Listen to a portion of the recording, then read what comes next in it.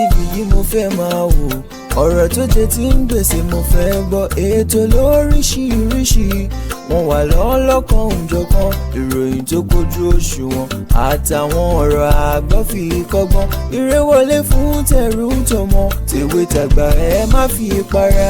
Ètò TV mo fẹ́ máa wò, ọ̀rọ̀ tó jẹ tí ń gbèsè mo fẹ́ gbọ́, ètò lóríṣiríṣi wọ́n wà lọ́lọ́kan òjọ̀kan, ìròyìn tó kojú òṣùwọ̀n àtàwọn ọ̀rọ̀ àgbọ́ fi kọ́gbọ́n, eré wọlé fún tẹ̀rù tọmọ tèwe tàgbà ẹ má fi para. Àjànàkú kọjá mórí nǹkan fèrè, bàbá rere káwí parí. BGI TV, we are the pace setter. Bàbá gbàgede ìmọ̀ tẹlifíṣọ̀n station tí dòde. Mo kí gbogbo ojú tó wò mí káàkiri ayé, mo kí wa lọ́kùnrin lóbìnrin lọ́mọdé lágbà nínú ilé yìí, mo kí wa pé a kú dédé àsìkò yìí, àsìkò bójú ọjọ́ ti rí ẹdẹ odóbí bó ló ti ń lọ o, bó ló ti rí lọ́dọ̀ tí yín. Ẹ káàárọ̀ ẹ káàsán ẹ kúrọ̀lẹ́ ẹ káalẹ́, ẹ kú gbogbo dédé àsìkò tí a wà yìí. Mo kí gbogbo wa wípé a kú dédé àsìkò yìí o, pàápàá jùlọ àwa mùsùlùmí. Mo kí wa pé àkọ́kọ́ náà Júmọ̀ Mubarak torí pé ní lọ́jọ́ Jímọ̀. Ẹlẹ́ẹ̀kejì ni pé mo tún kí wa pé a kú ààwẹ̀ bó ti ń lọ wẹ́rẹ́dìwẹ́rẹ́, ilẹ̀ bá ṣú lónìí yóò di 26, ó kù mẹ́ta tàbí mẹ́rin ká máa sọ pé a fẹ́ ṣètùnú ààwẹ̀. Lágbára Ọlọ́run ọba àní parí ààwẹ̀ náà sọ́gbà ẹ̀wọ̀n, àní parí ẹ̀ sínú sàárè, àní parí ẹ̀ sí hospital, bákan náà ni pé àní parí ẹ̀ síbi tá a fẹ́, á parí ẹ̀ láyé láàyè àti láyé rere. Ẹ wá nǹkan fìdílé tàbí kẹ́ fìdílé nǹkan kí n má gbà wá lásìkò lónìí rárá. Gbogbo ọmọ Nàìjíríà pátá, Barrister nínú orin ẹ̀ ó ní ọmọ Nàìjíríà o, olóṣèlú Nàìjíríà o, níbo là ń lọ o, ọmọ Nàìjíríà o, olóṣèlú Nàìjíríà o, ibi tẹ́ bá ń kó wà àríkẹ́ gbọ́ o, wíkà ìwídẹ̀ ló sọ. Nǹkan kan ṣẹlẹ̀ ní Áfíríkà, nǹkan kan ṣẹlẹ̀ láfíríkà yìí tó jẹ́ pé ó yà mí lẹ́nu gidi pé ó lè ṣẹlẹ̀ láfíríkà. Kódà àwọn aráàlú òyìnbó fúnra wọn gan, àwọn òyìnbó tí wọ́n fún wa ní òṣèlú, wọ́n á máa wò pé nílùú tàwọn kò lè ṣẹlẹ̀. Áfíríkà break rẹ́kọ̀dù kan láìpẹ́ yìí níbi ìjẹta, tẹ́ bá ń gbọ́ kò ṣẹlẹ̀ rí Nigeria Limited, òun ló jẹ́ bẹ́ẹ̀. Ìlú kan wọ́n pè ní Senegal ní Áfíríkà wa tá a wà yìí, wọ́n pè ìlú yìí ní Senegal. Senegal máa pẹ́ yẹjẹ́ o, wọ́n máa ṣe bẹbẹ o, wọ́n ṣe nǹkan tó jẹ́ pé ó kọjá làákàyè. Mo wá fẹ́ pé orí àwa ọ̀dọ́, mo fẹ́ kí gbogbo ọ̀dọ́ pátá kí wọ́n wá jókòó, kí wọ́n wá gbódòdó ọ̀rọ̀, kí wọ́n wá fetígbéyàwó ọ̀rọ̀. Báwo làwa ti ń lu ọ̀dọ́ tiwa ní Nàìjíríà? Báwo làwọn olórí wa ṣe ń ṣe ọ̀dọ́ sí? Bó tiẹ̀ ti hùn kó jẹ́ pé púpọ̀ nù wọ́n ti gbàgbé pé òun náà ti ṣọ̀dọ́, ó ti ṣèwé kó tó dàgbà. Gbogbo ọ̀dọ́ pátá tó wà láàrin ọmọ 20 ọdún sọmọ 55 bá ti ṣe ń wọ 60, ó ti kúrò lọ́dọ̀, ó ti bọ́ sí bàbá. Àmọ́ béèyàn bá ṣe ń tágbà ń ṣe at the age of 55, news á sì gbé as youngest. Arákùnrin kan jẹ́ president ní ìlú Senegal lọ́wọ́lọ́wọ́ yìí, orúkọ rẹ̀ a máa jẹ́ Bashiru Faye Diomaye. Ó lẹ́wọ̀ lójú ìwòran yìí, lọ́wọ́ yìí ó break record as the youngest president in Africa as a whole, torí pé ọmọ ọdún 24 ní 44 years. Àwọn ọ̀dọ́ títí wa, àwọn ìjọba jẹ́ kí wọ́n useless, àwọn náà wá useless yára wọn. Gbàgbéjì ọ̀dọ́ tó ti rò pé òun ò ní future. àwọn ìjọba náà tún wá help matters, wọ́n wá túbọ̀ bayé ọ̀dọ́, wọ́n bà future ọ̀dọ́ jẹ́ sí gan. Lé gbogbo ọ̀nà àìmọye ọ̀nà ni wọ́n fi bà future ọ̀dọ́ jẹ́. Gbogbo àwọn tí wọ́n ti ṣolórí sẹ́yìn tó ti ṣèjọba sẹ́yìn, wọn ò ní plan fún youth. Á dẹ̀ máa sọ pé our youth are the leaders of tomorrow. But nílùú Nàìjíríà wọ́n yí ọ̀rọ̀ yẹn padà. Our youth are the criminals of tomorrow. Ẹ wo ohun tó ń ṣẹlẹ̀ sọ́dọ̀ nílẹ̀ Nàìjíríà. Ọ̀dọ́ ò ní future. Bọ́dọ̀ kàwé tán, ó ti mọ̀ pé inú kóun padà sí POS tàbí kó padà sọ́kadà. Kò sí opportunity fún wọn láti dá sí ipò òṣèjọba. Highest tán lè fún ọ̀dọ́ láyé nínú ìṣèjọba ó ní kó fi wọ́n ṣe PA, senior special assistant, ó tán. Ọ̀dọ́ ò ní opportunity láti move forward. Ẹ sọ fún mi ní gbogbo history Nigeria láti 1960 ipò wo ló ga jù tọ́dọ̀ dé rí? Ọ̀dọ́ wo ló jẹ governor ní Nigeria? Any state of Nigeria, ẹ sọ ọ̀dọ́ tó jẹ governor rí lẹ́yìn arákùnrin controversial dẹ̀ ni kí náà pé governor Kogi state tó lọ, ó ti lọ́dún mẹ́jọ ó ti lò tán báyìí. Báwo dẹ̀ ló ṣe lò? Ó fi pa àwọn aráàlú ń gbé ni, ó fi ní wọ́n lára ni. Ọ̀dọ́, báwo làwa ṣe ń ṣe ọ̀dọ́ tiwa sí? Báwo la ṣe ń lo ọ̀dọ́ tiwa? Ẹ wo àwọn àwòrán tó ń lọ yẹn, ẹ wo irú crime. Ọ̀dọ́ wa venture into different crimes. In tó ń ṣẹlẹ̀ yìí ọ̀nà méjì ló pín sí. Ọ̀nà àkọ́kọ́ ni pé Nàìjíríà ti fail wọn already. Nàìjíríà ti fail wọn already. Àwọn náà kúkú tó wá fail ara wọn. Àìmọye ẹni tí wọ́n ń display lélẹ́wé ìran lẹ́nujọ́ mẹ́ta, oríṣiríṣi àwọn tó ń display lẹ́nujọ́ mẹ́ta yẹn máa wò wọ́n. Ọmọ 20 years, ọmọ 18 years, ọmọ 16 years. I think I will be correct tí n bá sọ pé Nigeria has no future. Because wọ́n ti dẹ́ẹ̀tì gbogbo àwọn tó yẹ kó kàn di future lọ́la. Gbogbo future wọn náà ti bàjẹ́.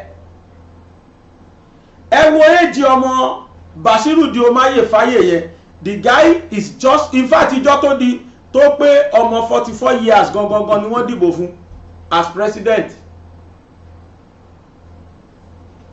Táwọn ọ̀dọ́ ni mo kọ́ fẹ́ sọ, má sọ táwọn olóṣèlú wa náà o, torí pé ẹ̀kọ́ bíi 5 ni mo rí kọ́ ní Senegal níbo tí wọ́n dìtàn yìí. Ẹ̀kọ́ bíi 5 ni mo fẹ́ ká kọ́ ń bẹ̀. Ẹ̀kọ́ àkọ́kọ́ ó ní pé ìgbésí ayé ọ̀dọ́. Wọ́n pè nìkan ní Utuma Sonko yìí, òun ni mentor Bashiru Faye Diomaye yẹn. Utuma Sonko yẹn ló kọ́kọ́ discover rẹ̀ àsọ̀dọ́ tó dẹ̀ wò pé ìlú Senegal yìí future ẹ̀ wà lọ́wọ́ òun fẹ́ build the future ẹ̀. He stood up as a one man mopo. School lòun àti Faye tó jẹ́ president school Bashiru Faye school ni wọ́n ti jọ pàdé pẹ̀lú Sonko. Sonko read the law, Bashiru Diomaye tó jẹ́ president òun yẹn read the law. Ó tún wá lọ read the taxation. School of taxation yẹn lòun àti Usman Sonko ti jọ pàdé. Usman Sonko lẹ́ ń wo fọ́tò ẹ̀ yìí. Ibẹ̀ náà ti dọ̀rẹ́. Ni wọ́n ti jọ ní political ideology. Àwọn ò ṣe criminal ideology. Wọ́n ṣọ́ra wọ́n improve lórí crime. Wọ́n wo future lu wọn, báwo ló ṣe fẹ́ di nǹkan, báwo ló ṣe fẹ́ improve. Níbo làwọn ń lọ, wọ́n mọ̀ bẹ́ẹ̀. Àfi káwọn ọ̀dọ́ ti wá kọ́ máa fa loud, kọ́ máa gbé ṣòkòtò sídìí, kọ́ máa dirun, kí wọ́n sọ́ra wọn dóbìnrin. kọ́ lọ́ máa nọ́nà kùnà ní patí, kọ́ máa ṣègbésí ayé jágbajàgba tó tìyàn lójú. Kódà àwọn tá a rò pé culture àṣà àtìṣe tún wà lọ́dọ̀ wọn, àwọn náà tún gbé ní sọ̀rọ̀ ẹ̀dọ́kùnrin ọkùnrin tó sọ̀rọ̀ ẹ̀dọ́bìnrin, wọ́n tún mú kiri, wọ́n tún àdọ́ ẹ̀, kódà wọ́n fún láwọ̀dù. ń táwa fi ọ̀dọ́ ti wá ṣe Nàìjíríà rẹ̀. Ẹ lọ wo gbogbo àwọn tó ń gọ̀kadà future Nàìjíríà, ọ̀dọ́ lẹ máa bá ń bẹ̀rẹ̀ pẹtẹ bìbà. Ẹ lọ wo àwọn tó ń gun márúwá future Nàìjíríà, ọ̀dọ́ lẹ máa bá ń bẹ̀ bìbà. Ṣé Nàìjíríà wà ní future? Àwọn àgbààgbà olóṣèlú atókùmákù amọ̀nà ọ̀run má lọ òfẹ́ kí Nàìjíríà ní future. Gbogbo àwọn Fúlàní ẹ̀sìn tá à ń sọ yẹn lọ́wọ́ àwọn lọ́wọ́ lẹ máa bá ń bẹ̀. Àwọn ọ̀dọ́ ni wọ́n ń dẹ sọ́dọ̀. Arúgbó mélòó náà ń jí gbé, ọ̀dọ́ náà ń gbé. Ọ̀dọ́ wà ní future, ọ̀dọ́ ò ní gbàgbọ́ ní future rẹ̀ mọ́ ní Nàìjíríà. Àwọn tó ní future tá à ń rí náà, tó ń rí jẹ, tó ń rí mu, tó jọ̀dọ̀, tí ò bá jẹ́ entertainer, á jẹ́ content creator lórí social media, tàbí kó jẹ́ filmmaker, tàbí kó jó lórin. Àwọn tẹ́ máa rí tẹ́ ẹ rọ́dọ̀ sí nìyẹn nísìn. Ọ̀pọ̀lọpọ̀ àwọn tí mo sọ yìí la fi ń rí ọ̀dọ́ kọ̀ọ̀kan náwó sí. Now Usman Sonko ó dúró tán pátápátá pé ìlú mi ni ìlú mi, ó dẹ̀ gbọ́dọ̀ ní mí nì. Ìjọba gbé, wọ́n lọ pé ọmọbìnrin kan wá pé kó wá parọ́ mọ́ pé ó rèpò òun. Ẹ ti mọ̀ pé ó ní political, kò síbi tí ṣe òsì láfíríkà. Nígbà tí wọ́n rí pé lemọ́lemọ́ ọmọkùnrin yìí ń pọ̀ jù, Sowore tó jọ̀dọ̀ tó lóhùn tó ṣèlú, irú òṣèlú wo ló ń ṣe? Ṣó serious rárá? So far gbogbo ń tàn fojú rí criticism ló bá kiri so far. Kó sá criticize kí ni wọ́n pè irú Igboho gbàgbé uncontrolled criticism, àwọn criticism tó jẹ́ pé kò wà constructive ló bá káàkiri lẹ́sìn. He doesn't have any plan for the future. He doesn't have any moving train.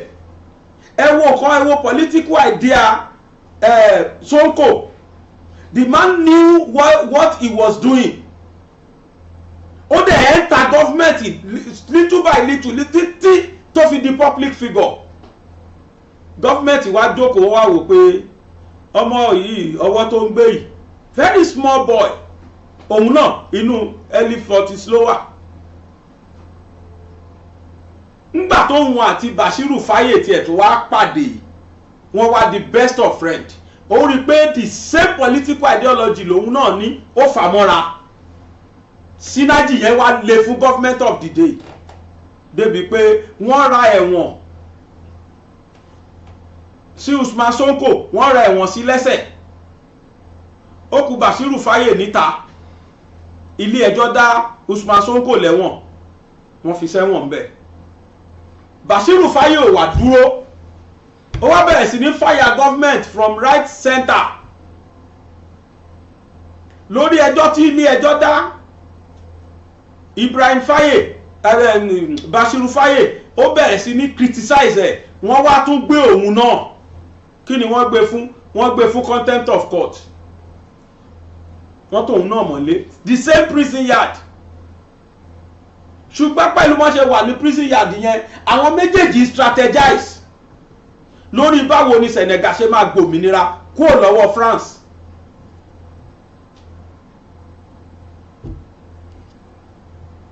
Ẹ̀yin olóṣèlú ẹ wá kọ́gbọ́n lórí tó ṣẹlẹ̀ ní Senegal. Inú mi dùn pé president wá lọ bẹ̀.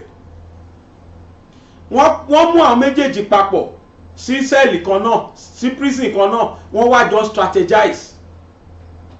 Wọ́n ò jẹ́ kí n tó ṣẹlẹ̀ yẹn, wọ́n ò jẹ́ kó discourage àwọn, kó já wa ní Nàìjíríà. A ti change mind wa. Ẹni tó jẹ́ president wọn sọ president sọ pé ó di December kí wọ́n tó dìbò àwọn aráàlú yarí pé kò jọ rárá àwọn máa dìbò láìpẹ́ yìí àwọn fẹ́ kíjọba dìbò ìjọba dẹ̀ lísìn sí wọn ẹ̀yin olóṣèlú wa ẹ fi kọ́gbọ́n gbogbo rálì tí àwọn aráàlú ṣe pátá wọn ò pa ẹnìkan ọlọ́pàá ò pa anybody nílùú wọn ó ní gọ́ọ̀mẹ̀ntì sọ pé political right wọn ò ní wọ́n béèrè fún and immediately gọ́ọ̀mẹ̀ntì gbọ́n táràlú ń sọ wọ́n yí ọ̀rọ̀ yẹn padà lẹ́sẹ̀kẹsẹ̀ gọ́ọ̀mẹ̀ntì sọ fún wọn pé within 1 month òun máa conduct election ó dẹ̀ ṣe bẹ́ẹ̀ 10 days to the election àwọn aráàlú béèrè fún Sonko Usman Sonko àti Ibrahim Fayediaye wọ́n ní kó lọ release àwọn méjèèjì kúrò nínú ọgbà ẹ̀wọ̀n máa ṣọ́ àwọn fídíòsì yẹn wọ́n ní kó lọ release àwọn kan release wọn kúrò lọ́gbà ẹ̀wọ̀n ìjọba release wọn 10 days to election 10 days to election ìjọba release wọn nígbàtí àwọn aráàlú rí pé ìjọba release wọn àwọn aráàlú bò wọ́n ṣù wọ́n bí eṣú as at that time ruling party àwọn náà ní candidate torí pé ọdún tí president máa lò ti pé ó kàn fẹ́ lu extra sí lọ di December ni láràlú fi yarí president náà ní party àwọn president current president Saul president àwọn náà ní presidential candidate wọ́n ń pè yẹn ní bá ìyẹn gan ló rè lọ́wọ́ ló ń ṣe campaign ló ń dààmú kiri káwọn fáyè tó dé nígbà tó ń release Usman Sonko ẹsẹ̀kẹsẹ̀ àwọn ọmọlẹ́yìn ẹ̀ tí wọ́n ti tẹ pósítà lẹ́bẹ̀ẹ́ wọ́n lẹ pósítà ìjọba ní láíláí kò jọ an ex-convict tí ilé ẹjọ́ ti convict kò lè gbàpótí ló bá ló dáa kò sí wàhálà the same person tí wọ́n jọ ní political ideology the same political agenda which is Ibrahim Fayediaye ó kàn yàn ní straight pé okay torí pé before kan tó lọ sọ́gbà ẹ̀wọ̀n wọ́n ti dá pàtì tí wọ́n lẹ̀ Sowore wá kọ́gbọ́nù tó ṣẹlẹ̀ Senegal kò ń ṣe ṣeré tó ń ṣe yẹn erémọdé ló sì ń ṣe ready láti jẹ́ opposition party as a youth fún government of the day you are not yet ready critical kò máa ṣe constructive unconstructive criticism ló ń bá káàkiri yẹn kọ́ you have to have your political agenda you have to convince Nigerian youth that you are ready to lead them to the promised land within 10 days àwọn ẹni yìí convince Senegalese all the Senegalese pátá within 10 days wọ́n convince wọn àwọn méjèèjì Sinaji Usman Sonko àti Ibrahim Fayediaye ó wá lejú kí ló dálẹ̀ lọ débi péjọba gan lè control wọn campaign wọn lẹ̀ ń wò yẹn the whole Senegal rose they stood still gbogbo wọn ni wọ́n gbé wọn àti kìíní àti kejì lẹ̀ ń wò yìí ìjọba gbé wọn àwọn méjèèjì àwọn aráàlú dìde mọ́ wọn láàrin 10 days tí wọ́n release wọn ni wọ́n dìbò láàrin 10 days yẹn Ibrahim Fayediaye ti sọ fún gbogbo Senegalese pátá ń tóun máa ṣe tóun bá débẹ̀ the first thing tó lóun máa ṣe ni pé òun máa severe ties Senegal pẹ̀lú France ajínigbé agbénipa olè tí wọ́n chance àwọn most of our francophone countries yẹn ni wọ́n ti fẹ́ severe ties wọn pẹ̀lú France ó lé nínú yẹn lẹ́ẹ̀kejì òun máa change currency kúrò ní sefa franc àbí kí náà pè CFA ó láwọn máa ní personal currency àwọn nílùú ibi tó ti release ẹ̀lẹ́wọ̀n rí àwọn méjèèjì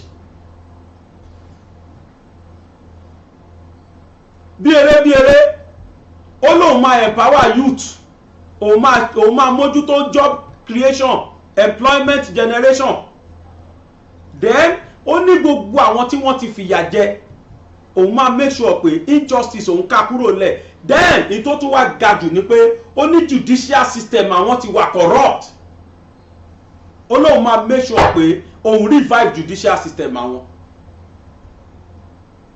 It has been corrupted, and I am going to revive it. Tó sọ́njọ́ yẹn nìyẹn.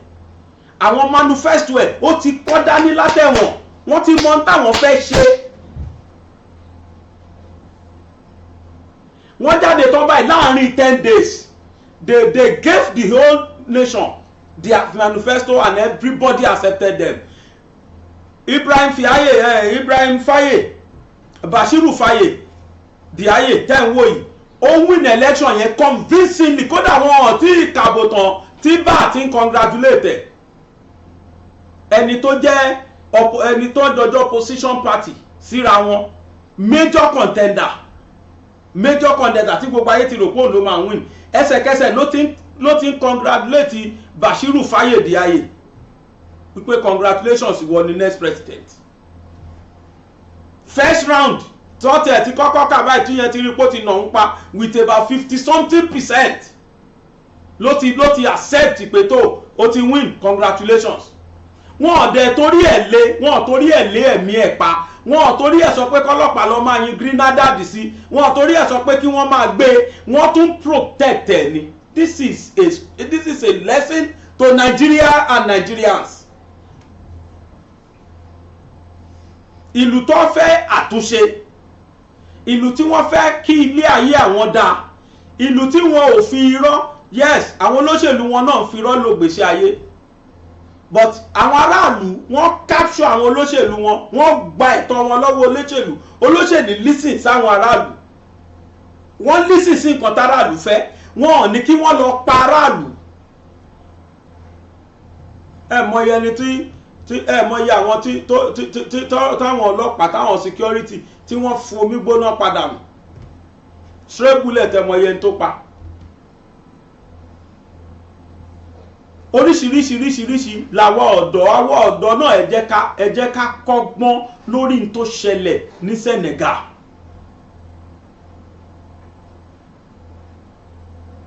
A ní láti mọ bó là ń lọ, kí la fẹ́. Àwọn olóṣèlú bà Nàìjíríà jẹ́ débi pé oníkálùkù ń pèpè pa fẹ́ pín. Ẹ wo àìṣòótọ́ ọnú àìfi ilé ayé àìfi òótọ́ ọ̀rọ̀ ṣèjọba tí gbogbo wọn bá kiri. Ẹ wo tún tí Fúlàní ń pa fún wa ní Nàìjíríà, báàrẹ o ẹni tó jẹ́ major opposition rẹ o, ẹni tí gbogbo ayé ti rò pé máa win nìyẹn. Òun gangan ni ruling party fà sílẹ̀, ó lẹ̀ ń wò yìí. The man lost and he accepted pé òun lose lẹ́sẹ̀kẹsẹ̀.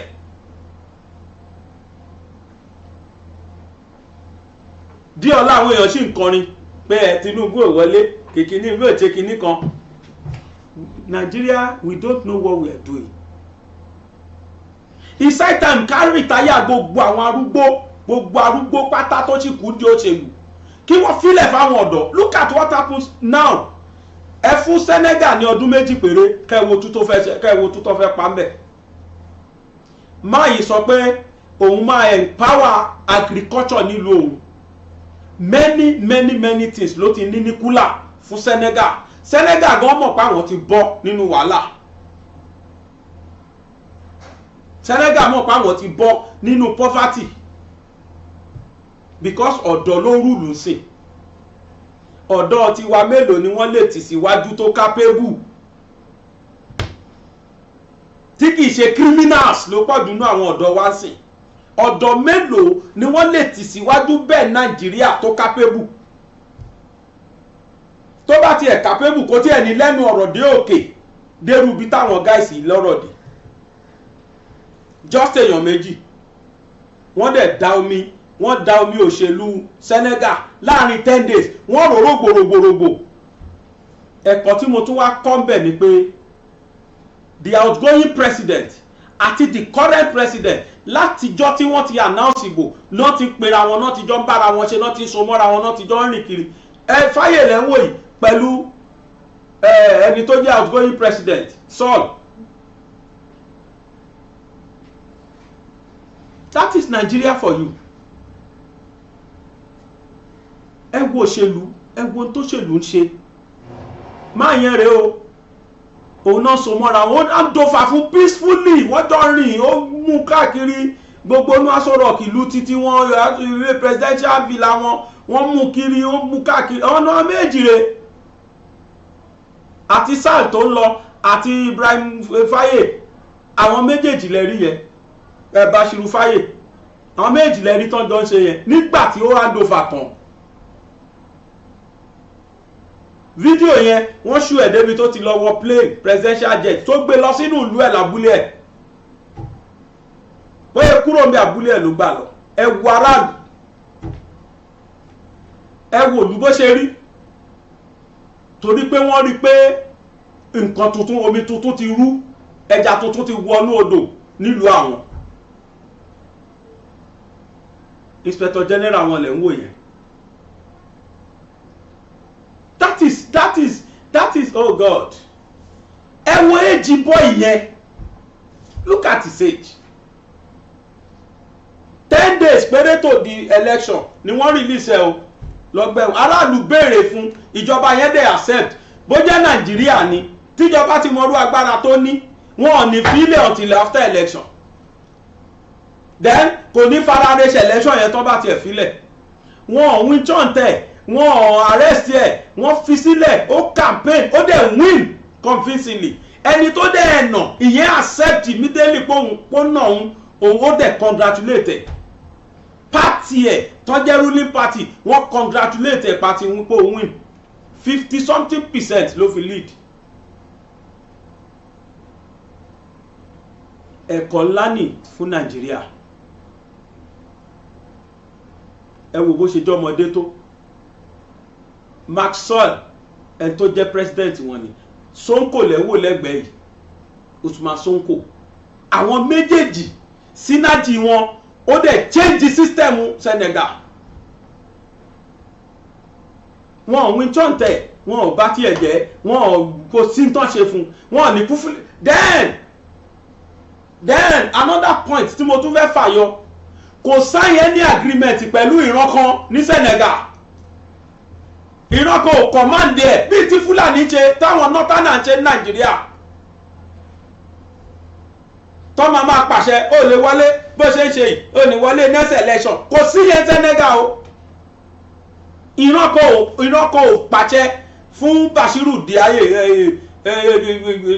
Diomaye Faye ìran kankan ò pàṣẹ fún kò sign agreement pẹ̀lú ìran kankan ó jẹ́ Nàìjíríà ni wọ́n á fẹ́ kí next president kó wá forí balẹ̀ fáwọn north kó máa protect integrity àwọn look at ẹ wo bí ìlú ṣe rí kò sóúnjẹ kò síná kò sómi in fact iná epilepsy tán tún fún wa wọ́n tún ti gbówó lé asada nọ́sìn wọ́n ti gbówó lé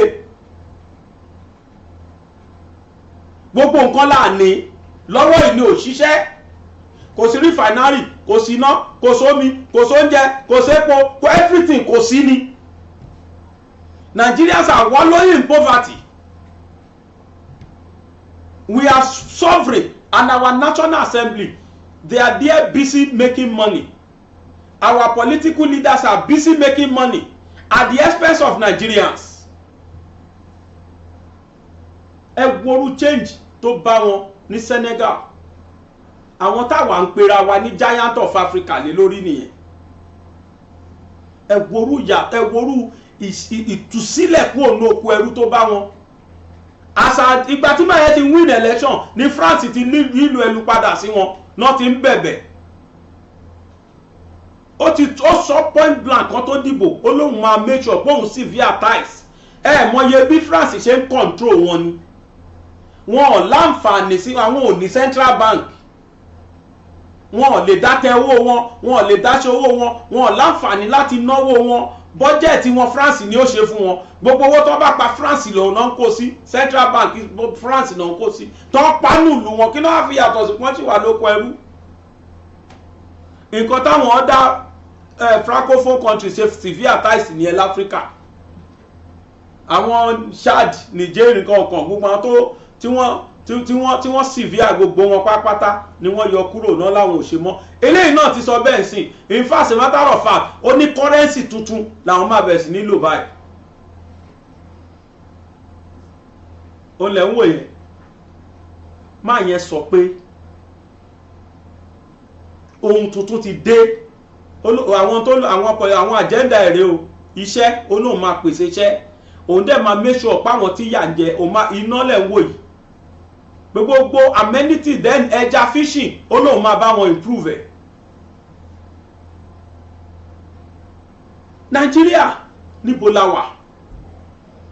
Everything is not normal in this country. No wonder tí Délé Fárótìmí lọ́yà yẹn tó sọ pé if you see a Nigerian that is capable of japa from Nigeria but refuse to japa and stay back in this country, believe that that man is abnormal.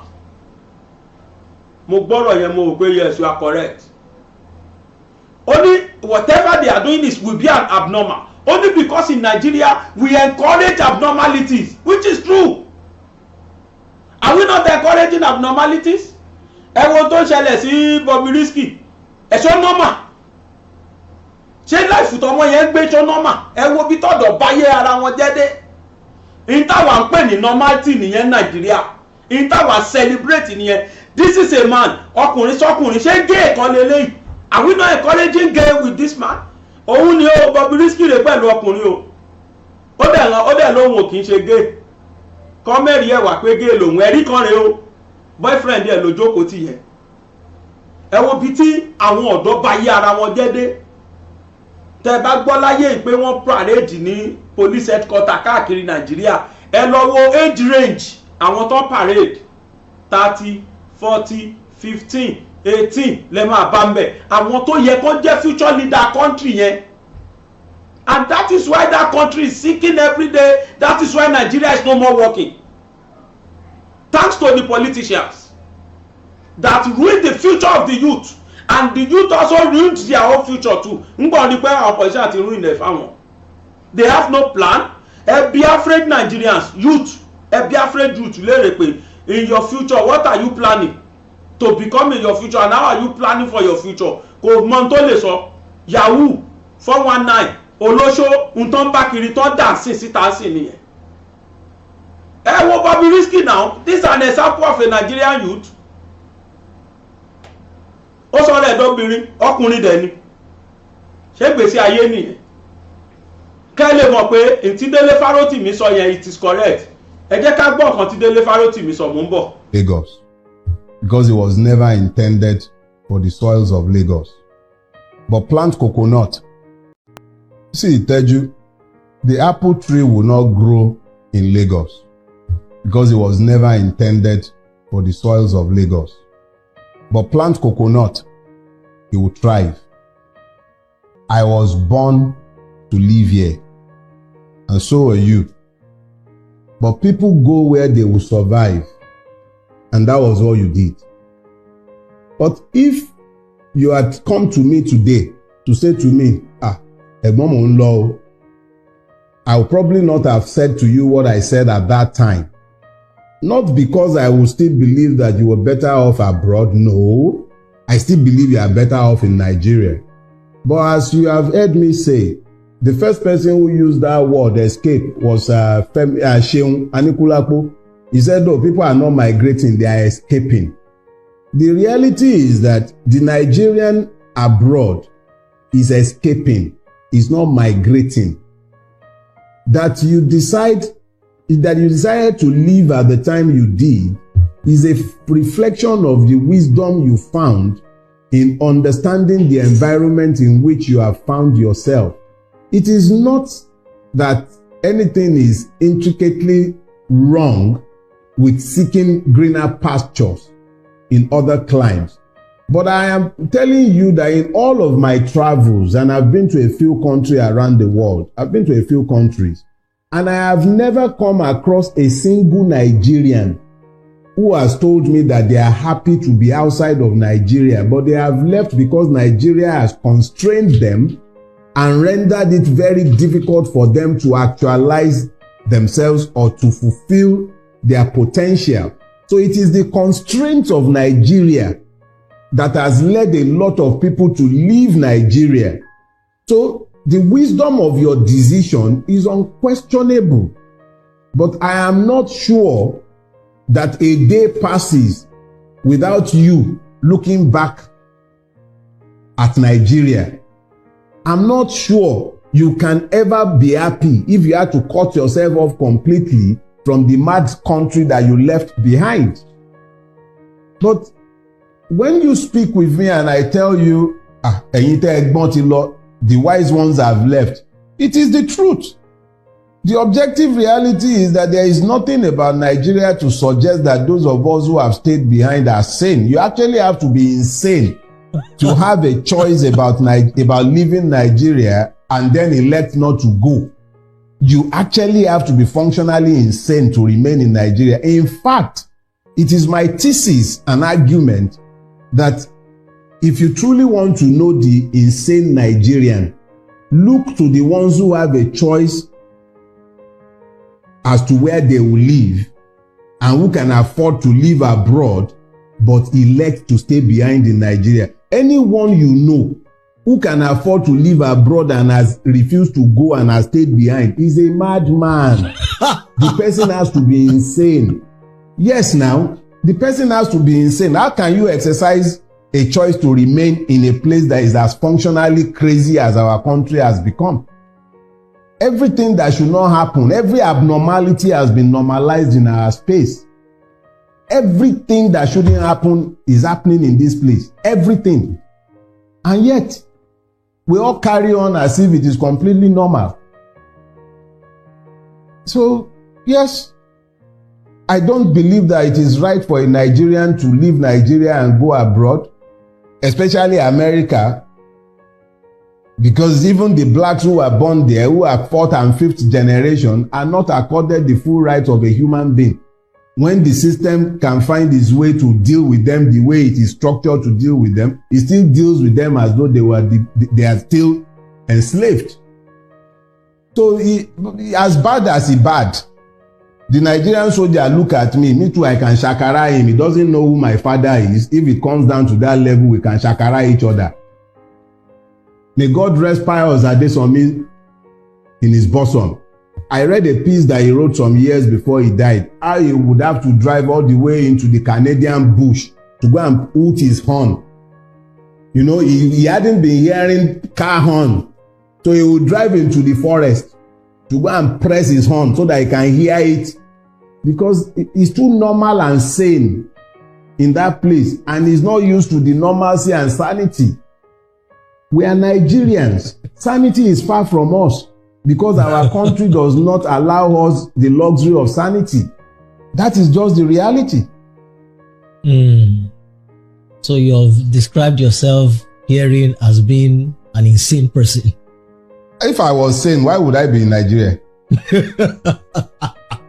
I have to be insane to be here now. Look, sanity is an handicap. If you are too sane in Nigeria, okay, let me tell you something. If you want to know how insane we are, drive into a roundabout in Nigeria. You are driving into the roundabout, you know that the person in the roundabout has the right of way and you are waiting for him to go. He is abusing you for not moving. The one behind you is hunting for you. Rere law. The person who has the right of way is telling you, Olori Buruku Koshikuro now, because he doesn't know that he's the one who has right of way. So now when you are confronted with that, how can you talk about it being sane? A policeman, in Yoruba language, you call a policeman Olokpa. Olokpa means the bearer of the staff. The staff that he bears is the king's authority, is the symbol of the king's authority. So the policeman is essentially the symbol of the authority of the state because he's the enforcer of the state's laws. Policeman, a creation of law, turns his gun on you, a citizen, and he tells you, I will shoot you and nothing will happen. So the person who should enforce the law is the one who is declaring the state of impunity, and you tell me that's a sane environment. What is sane about that? If a policeman should say that to you in America, he will lose his job. Even in the most racist part of America, if you catch him on camera turning his gun on a citizen, or even an immigrant, or even a goat, if he would dare to turn his gun on a dog and shoot the dog, he will lose his job. But in Nigeria, nothing will happen. He's told you the truth. He will kill you and nothing will happen. This Nigerian Senate padded the budget, 3.7 trillion. No. What has happened? Nothing. So are we sane? How can we be sane and that will be happening in our country and nothing? Have you seen any reaction on our street? Nothing will happen. Nothing. So we can lie to ourselves and pretend that everything is hunky-dory, but the reality is that nothing is sane or normal about our existence. Our objective reality speaks to madness. We can ignore it, we can pretend it's not the case, but that is the truth. All right. Finally, Bradley.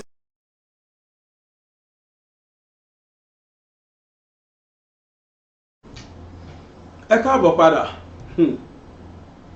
Sir, you that is watching me in Nigeria, you can see that we are all insane. Gbogbo ẹni tó ráyè Délé Fárótìmí sọ gbogbo ẹni tó ráyè kúrò nílùú yìí tó jẹ́ pé ó wà capable láti jápa olówó ẹ̀ lọ́wọ́ tó lè fi jápa but tó kàn decide pé òun máa stay back ó ní look at that person is insane ó lóun fúnra òun wà abnormal òun wà insane because if not so ni we will not be living an insane environment. Everything is not working in this country. Presently, everything is wrong. And we take it as a normal phenomenon. We take it as a normal thing. Ọ̀dọ̀ mélòó ló wà ní òṣèlú? Ọ̀dọ̀ mélòó ló lè sọ̀rọ̀ nídìí òṣèlú? The funniest part ni pé àwa ọ̀dọ́ fúnra wa gan ọ̀tá ara wa làwa fúnra wa. I will tell you why. Lọ́la tí wọ́n bá rí ọmọ 40 years kan tó lẹ pósítà as a president ẹ máa ṣọ́ kí ló máa kọ́ wà lórí ẹ̀mí yín sà ẹ máa ṣọ́ ọ̀dọ̀ ló máa kọ́ fi ṣe lẹ́yà pa eléyìí máa fẹ́ jẹ president ó lè ó fẹ́ kówó jẹ ìtọ́ máa kọ́ sọ nìyẹn and láyé wọn ni cast vote fún. That is why we are lacking in this country. That is why we are lagging behind. That is why youth has no future. No more youth participating in politics. Àwọn àgbàlagbà la filẹ̀ sí. And that is why our future is like this. That is why they are not doing policy that will improve the life of youth. Yes. That is all they have interest in. Is how they make money, how to siphon money to their personal pocket, and how will their 10th generation will be wealthy. Ìtò kọ́ wọn nìyẹn. As soon as they mount the mantle of leadership, they are going to mount that mantle because of their family, not because of you. Have you seen any policy they are doing that will improve the lot of youth? No. Thanks to Tinubu láìpẹ́ yìí tán ló sign loan, student loan tí student máa fi sanwó school. Àìmọye student tó ti wà out of school. Okay, àwọn tó wá graduate náà ńkọ́ mélòó ló lo certificate ẹ̀ ṣiṣẹ́? Because there is no provision for youth in Nigeria. No youth development no youth developmental project. No. Instead, àwọn ọmọ á máa lọ kọ́ yahoo.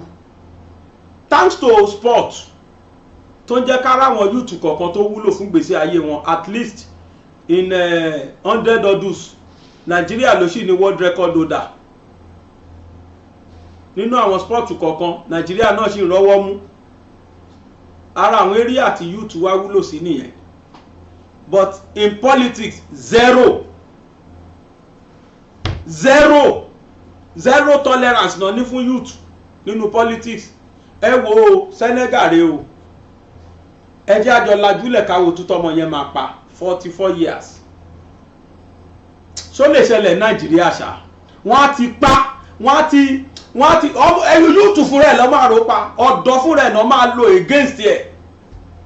Àwọn wo ló ń ṣọmọ ọ̀tá fún olóṣèlú kì í ṣọ̀dọ́ ni? Àwọn wo làwọn olóṣèlú lò kì í ṣọ̀dọ́ ni? Ẹ wo Bashiru di Omaye Faye, ẹ wo youth mọ́ ṣe ṣùgbà because they knew what they wanted. Wọ́n wò pé they are tired of old men. In Agbada and Babariga, they wanted youth, they asked for it. Àwọn nǹkan tó fẹ́ ṣe nìyẹn. They asked for it.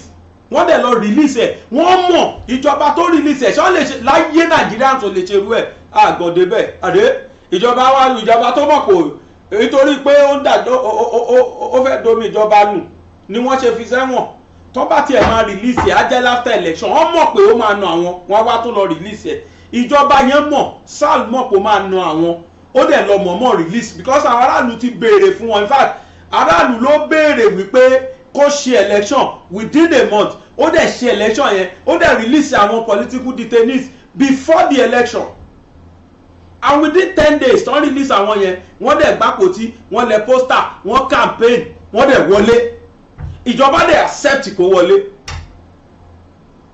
another party ló rúlu Senegal sí àsàtìjẹta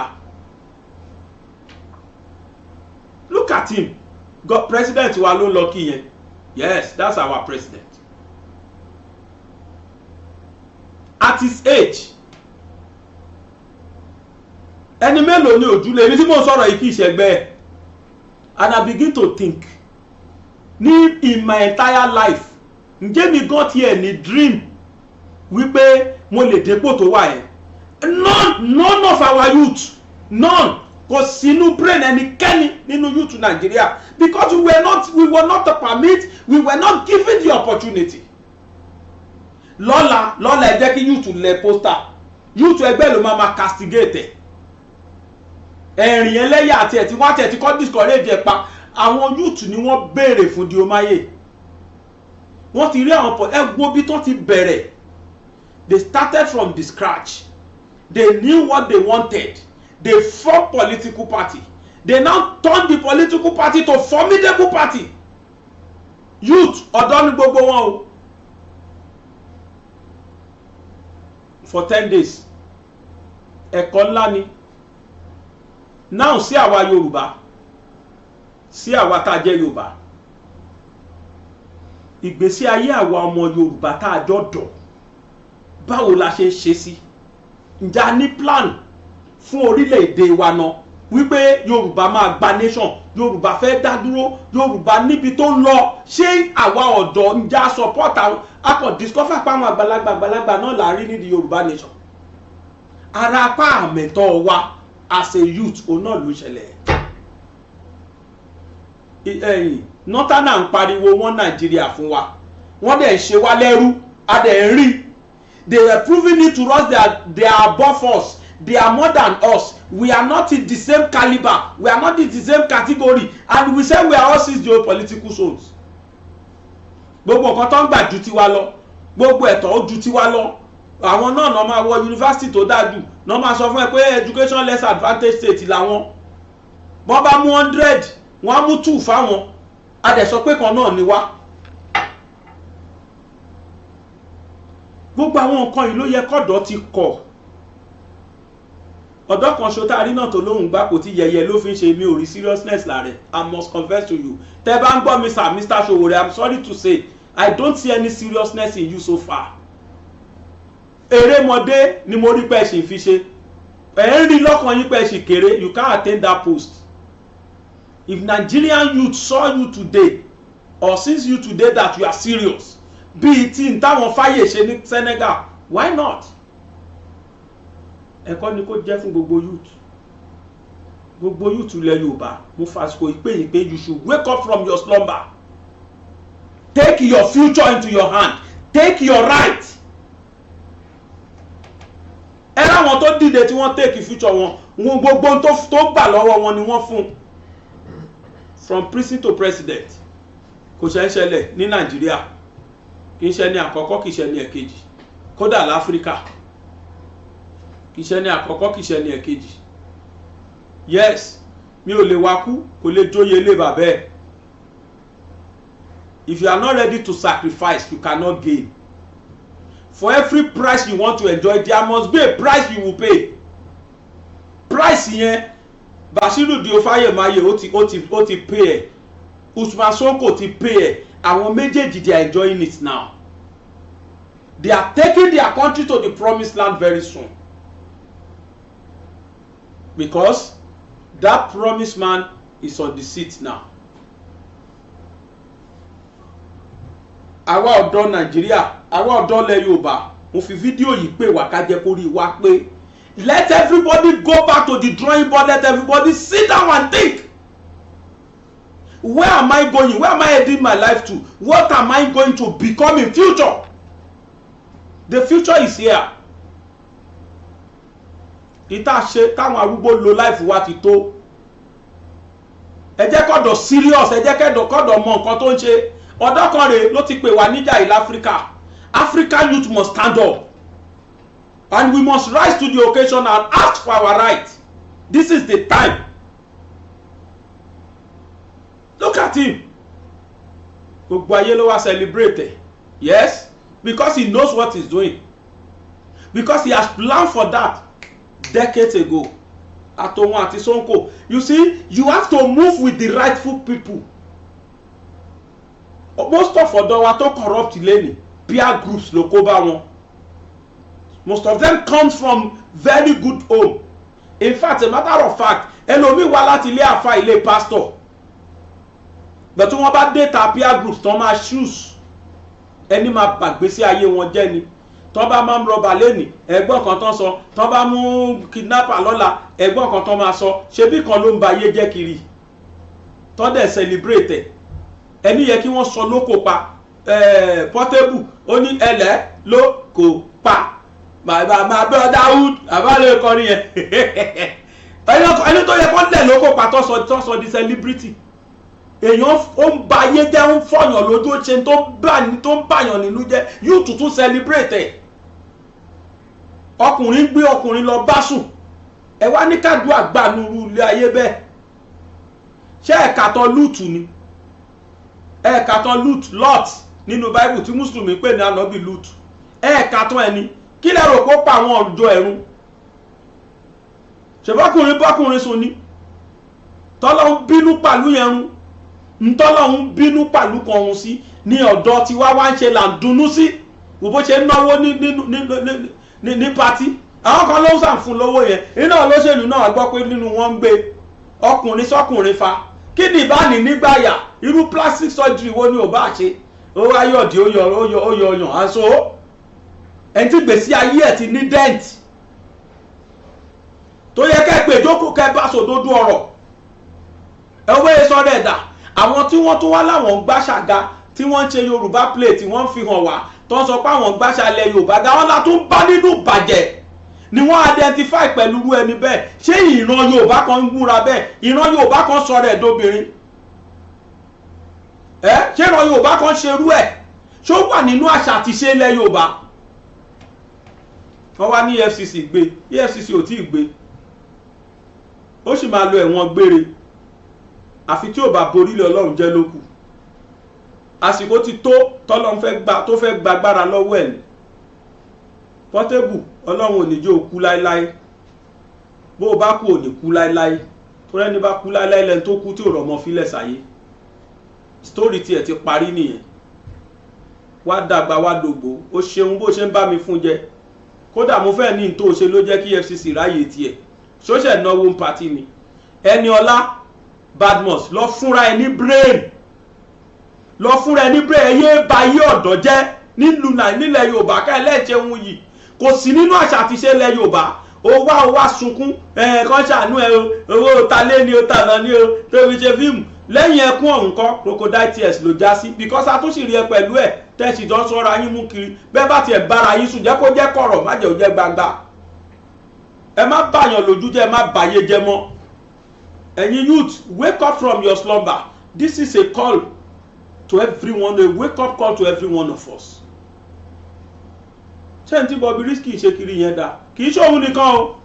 Wọ́n pọ̀ bẹ́ẹ̀ o. Àwọn míì olóṣó làwọn bá dì, àwọn míì yahoo làwọn bá dì, àwọn míì oríṣiríṣi lóníkálùkù fọwọ́ mú. Youth níjọ́ wo lẹ fẹ́ déèyàn? Pàápàá jùlọ ẹ̀yin ọ̀dọ́ lẹ Yorùbá. Kí la fẹ́? Kí ló yẹ ká ṣe? Ẹ má jẹ́ kó jáwọn bàbá wa nìkan ló wá máa pariwo. Ẹ wo ọ̀dọ́ tí Igboho tó fi ṣègbésí ayé. Ẹ wo bó ṣe ń ṣe. Ẹ wo gbogbo àwọn èèyàn bó ṣe so mọ́ nítorí pé ó fẹ́ liberate ìlú. Irú nǹkan tá à ń sọ pé kí gbogbo ọ̀dọ́ ṣe nìyẹn. Look at him. Irú Bashiru Diofaye Maye, irú wọn yẹn nìyẹn.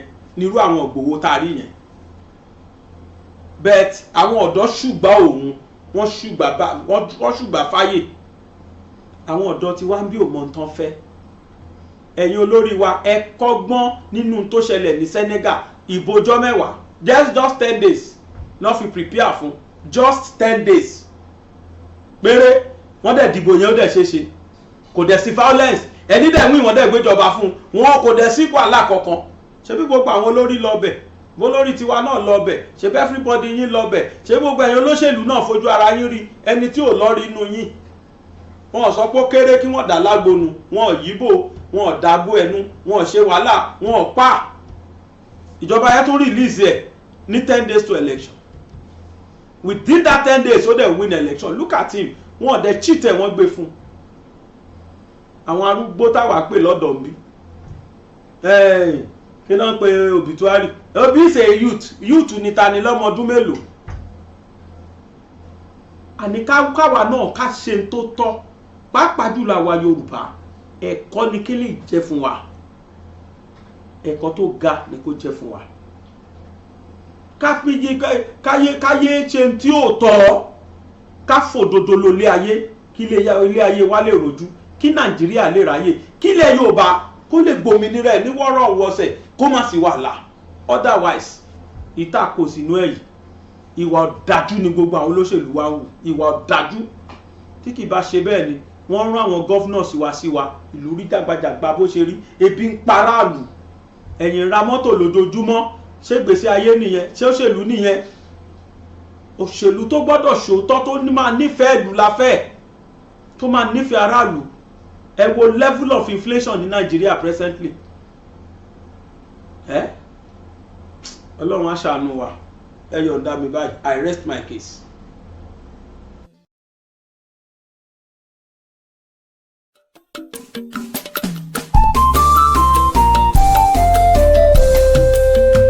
BGI TV yìí mo fẹ́ máa wò ọ̀rọ̀ tó jẹ tí ń gbèsè mo fẹ́ gbọ́ ètò lóríṣiríṣi wọ́n wà lọ́lọ́kan òjọ̀kan ìròyìn tó kojú òṣùwọ̀n àtàwọn ọ̀rọ̀ àgbọ́ fi kọ́gbọ́n eré wọlé fún tẹ̀rù tọmọ tèwe tàgbà ẹ má fi para. BGI TV mo fẹ́ máa wò ọ̀rọ̀ tó jẹ tí ń gbèsè mo fẹ́ gbọ́ ètò lóríṣiríṣi wọ́n wà lọ́lọ́kan òjọ̀kan ìròyìn tó kojú òṣùwọ̀n àtàwọn ọ̀rọ̀ àgbọ́ fi kọ́gbọ́n eré wọlé fún tẹ̀rù tọmọ tèwe tàgbà ẹ má fi para àdànà kó kọjá mọ́rí nǹkan fèrè bàbá rere káwí parí BGI TV we are the pace setter.